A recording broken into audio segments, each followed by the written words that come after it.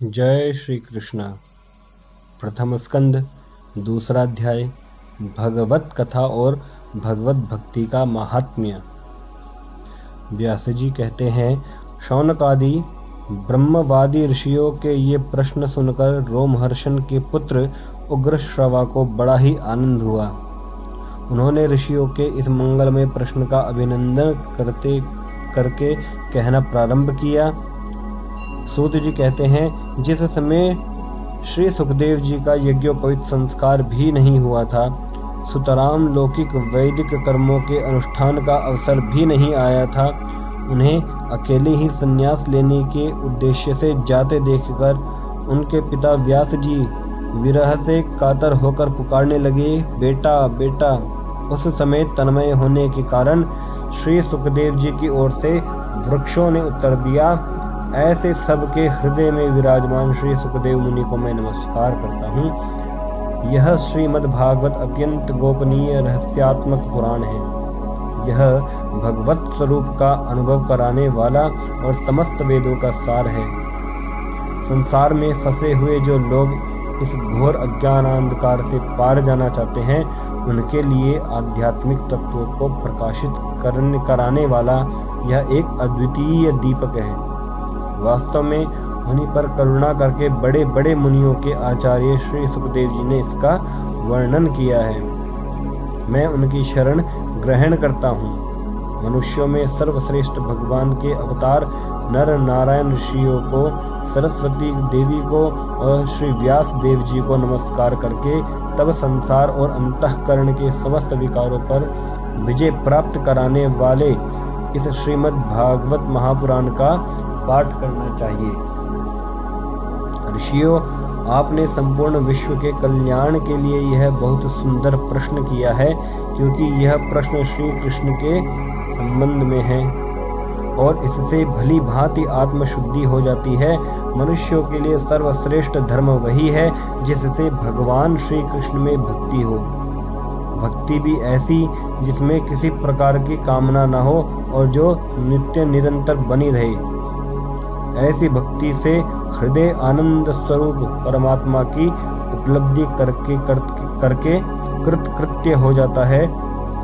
भगवान श्री कृष्ण में भक्ति होते ही अनन्य प्रेम से उनमें चित्त जोड़ते ही निष्काम ज्ञान और वैराग्य का आविर्भाव हो जाता है। धर्म का ठीक ठीक अनुष्ठान करने पर भी यदि मनुष्य के हृदय में भगवान की लीला कथाओं के प्रति अनुराग का उदय न हो, तो वह निराश्रम ही श्रम है। धर्म का फल है मोक्ष, उसकी सार्थकता अर्थ प्राप्ति में नहीं है। अर्थ केवल धर्म के लिए है। भोग विलास उसका फल नहीं माना गया है। भोग विलास का फल इंद्रियों को तृप्त करना नहीं है, उसका प्रयोजन है केवल जीवन निर्वाह। जीवन का फल भी तत्व जिज्ञासा है। बहुत कर्म करके स्वर्ग आदि प्राप्त करना उसका फल नहीं है। तत्ववेत्ता लोग ज्ञाता और ज्ञेय के भेद से रहित अखंड अद्वितीय सच्चिदानंद स्वरूप ज्ञान को ही तत्व कहते हैं। उसी को कोई ब्रह्म, कोई परमात्मा और कोई भगवान के नाम से पुकारते हैं। श्रद्धालु मुनिजन भागवत श्रवण से प्राप्त ज्ञान वैराग्य युक्त भक्ति से अपने हृदय में उस परम तत्व रूप परमात्मा का अनुभव करते हैं। शौनक आदि ऋषियों, यही कारण है कि अपने अपने वर्ण तथा आश्रम के अनुसार मनुष्य जो धर्म का अनुष्ठान करते हैं, उसकी पूर्ण सिद्धि इसी में है कि भगवान प्रसन्न हों। इसलिए एकाग्र मन से भक्त वत्सल भगवान का ही नित्य निरंतर श्रवण, कीर्तन, ध्यान और आराधन करना चाहिए। कर्मों की गांठ बड़ी कड़ी है। विचारवान पुरुष भगवान के चिंतन की तलवार से उस गांठ को काट डालते हैं। तब भला ऐसा कौन मनुष्य होगा जो भगवान की लीला कथा में प्रेम ना करे। शौनकादि ऋषियों, पवित्र तीर्थों का सेवन करने से महत् सेवा, तदनंतर श्रवण की इच्छा, फिर श्रद्धा, तत्पश्चात भगवत कथा में रुचि होती है। भगवान श्री कृष्ण के यश का श्रवण और कीर्तन दोनों पवित्र करने वाले हैं। वे अपनी कथा सुनने वालों के हृदय में आकर स्थित हो जाते हैं और उनकी अशुभ वासनाओं को नष्ट कर देते हैं, क्योंकि वे संतों के नित्य सुहृद हैं।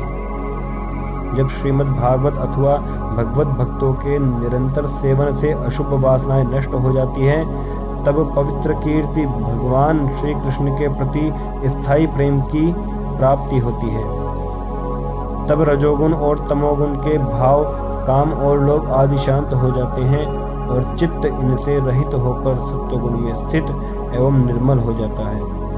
इस प्रकार भगवान की प्रेममय भक्ति से जब संसार की समस्त आसक्तियां मिट जाती है, हृदय आनंद से भर जाता है, तब भगवान के तत्व का अनुभव अपने आप हो जाता है। हृदय में आत्मस्वरूप भगवान का साक्षात्कार होते ही हृदय की ग्रंथि टूट जाती है, सारे संदेह मिट जाते हैं और कर्म बंधन क्षीण हो जाता है। इसी से बुद्धिमान लोग नित्य निरंतर बड़े आनंद से भगवान श्री कृष्ण के प्रति प्रेम भक्ति करते हैं, जिससे आत्म प्रसाद की प्राप्ति होती है। प्रकृति के 3 गुण हैं, सत्व, रज और तम। इनको स्वीकार करके इस संसार की स्थिति, उत्पत्ति और प्रलय के लिए एक अद्वितीय परमात्मा ही विष्णु, ब्रह्मा और रुद्र ये तीनों नाम ग्रहण करते हैं, फिर भी मनुष्यों का परम कल्याण तो सत्व गुण स्वीकार करने वाले श्री हरि से ही होता है। जैसे पृथ्वी के विकार लकड़ी की अपेक्षा धुआं श्रेष्ठ है और उससे भी श्रेष्ठ है अग्नि, क्योंकि वेदोक्त यज्ञ यज्ञादि के द्वारा अग्नि सद्गति देने वाला है। वैसे ही तमोगुण से रजोगुण श्रेष्ठ है और रजोगुण से भी सत्वगुण श्रेष्ठ है, क्योंकि वह भगवान का दर्शन कराने वाला है। प्राचीन युग में महात्मा लोग अपने कल्याण के लिए विशुद्ध सत्वमय भगवान विष्णु की ही आराधना किया करते थे। अब भी जो लोग उनका अनुसरण करते हैं वे उन्हीं के समान कल्याण भाजन होते हैं। जो लोग इस संसार सागर से पार जाना चाहते हैं वे यद्यपि किसी की निंदा तो नहीं करते, न किसी में दोष ही देखते हैं, फिर भी घोर रूप वाले तमोगुणी, रजोगुणी, भैरवादि भूतपतियों की उपासना न करके सत्वगुणी विष्णु भगवान और उनके अंश कला स्वरूपों का ही भजन करते हैं। परंतु जिनका स्वभाव रजोगुणी अथवा तमोगुणी है वे धन, ऐश्वर्य और संतान की कामना से भूत, पितर और प्रजापतियों की उपासना करते हैं, क्योंकि इन लोगों का स्वभाव उन भूत आदि से मिलता जुलता है।